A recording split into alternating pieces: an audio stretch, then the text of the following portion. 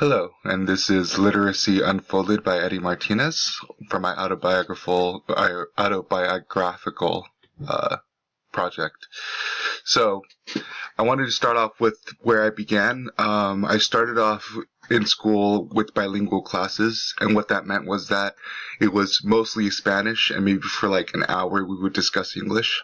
And so my world was basically Spanish in the class, Spanish at home, with maybe some English mixed in from television, going out in public, or even talking to people that, I would go to stores to. We didn't really have a lot of reading material at home. We had maybe a couple of Dr. Seuss books that we've gotten from like donations and stuff, but chapter books were just not a thing, and we didn't have a lot of reading material outside of just magazines that we would pick up. So there just wasn't a lot of things to engage with.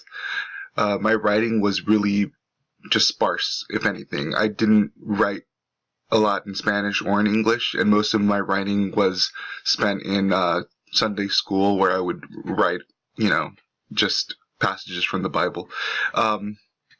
There was punishment for not doing my work, and I didn't do my work a lot in school. I just didn't turn in projects because I just didn't feel comfortable in my communication skills, and I would get detention, a lot of detention, or I would end up having to write standards over and over again, about 50 times, and it was just terrible.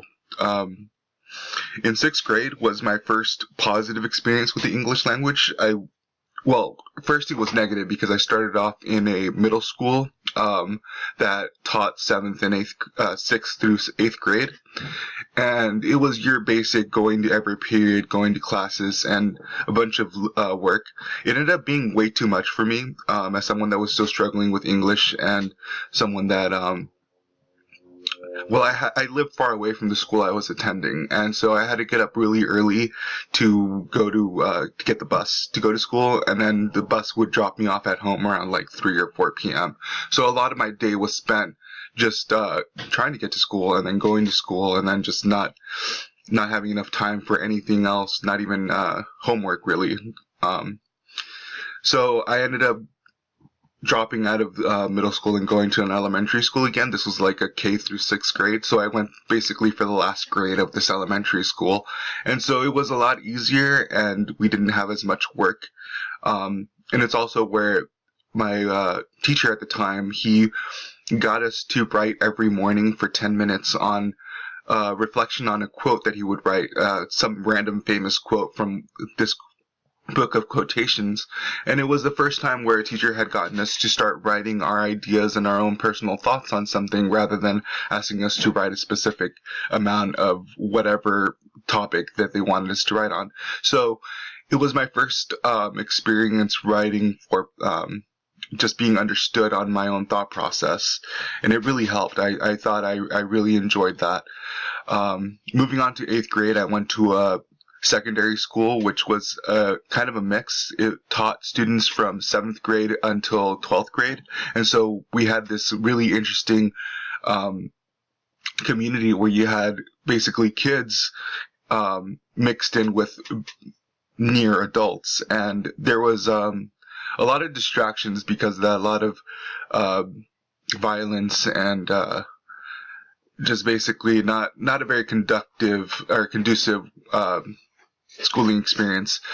My English class, for example, it focused a lot on vocabulary and basic reading and writing, and it was interesting, but some of the stuff like assigning us books it wasn't assigning books so much as telling us to go and find our own reading material, and this was problematic because the only requirement for the readings was that the book had to be 150 pages or more. Now, that sounds like it's a good idea until you realize that a lot of books that are 150 pages or more can still be really simple books. They could be books that you read in 3rd grade.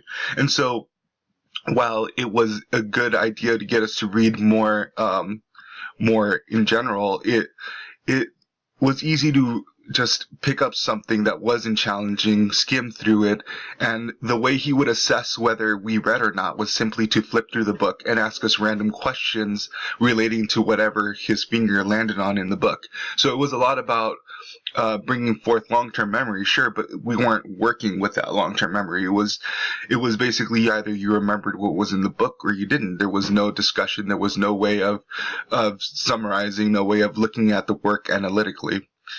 11th grade, there was a sudden huge emphasis on testing. I remember the class started with the teacher going over the PSAT scores and how some students had scored better than others. And it was a lot of focus on the canon as well. We were reading a bunch of canon works, doing a lot of short passage analytical works. There was a huge deviation away from relating any of the work to the students. I also went to a school that had recently taken in a lot of students from the inner city because one of the schools from the inner city, Lincoln High, actually closed down.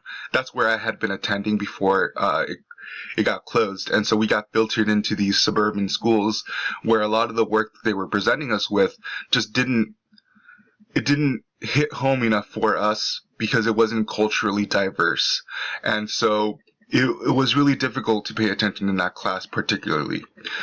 Senior year was interesting. I still went to this suburban school, and it was further from home, but what was really interesting about this class was that the teacher focused a lot of the writing assignments on getting students to express their thoughts and ideas more than simply looking for rhetorical analysis. And so when we had these essay prompts where we could discuss what we plan to do with our futures or what was our life like, I really shined and wrote pages upon pages of exactly what I wanted to get across and what story I wanted to tell. And so that really helped push me more towards wanting to write as a career. And another thing that really helped in this class was a lot of pair work. We ended up forming groups to read certain assigned literatures. So I had to read 1984 with a specific group. And this really helped because there was a lot of student-to-student accountability. We were expected to come in having read and to be able to discuss for about 30 minutes what we had read. And so if students had come in and they hadn't really read the book, there wasn't a lot of information that they could contribute themselves. And so it was really difficult for some of these students to show up and have nothing. So we would also have to, report to the teacher if, certain students weren't keeping up their end of the work. So it was really interesting. We also would read along to an audio tape, and that really helped. I remember reading along with the class the audio tape, and it was really hard to lose focus, and it made us really pay attention to the way the writing was being done because we had a professional reading to us. It was really great. So a lot of what worked for me was having students express their own thoughts and their own ideas and their own world into words and kind of easing them into this world of writing where we take a more formal kind of view, but if we take things that we're more comfortable writing with, then it's easier to kind of transform that into more academic writing. And I believe that having less focus on testing felt amazing because then it wasn't like this need to perform better than other students. There was just no need to race like that. And most importantly, I believe in second chances. Having a student have accountability for their work and knowing that you care about their work more than you care about it being turned in really shows that education, means something to the teachers, not just that they're there waiting for you to mess up just to punish you. It really helped a lot knowing that someone was there willing to accept work that, was late. And so for me, literacy is being able to decipher and understand content, being able to communicate this content to others, and being able to communicate abstract ideas. In the readings, Burke calls literacy a resource, and I think that's very true. I think that as far as literacy is concerned, and as far as the workforce in this world is concerned, there's more and more need for people to be able to communicate, and there's more and more need for people to be able to understand really abstract ideas. So, yes, literacy is super important, and we need to take it seriously. Anyway, thank you for watching.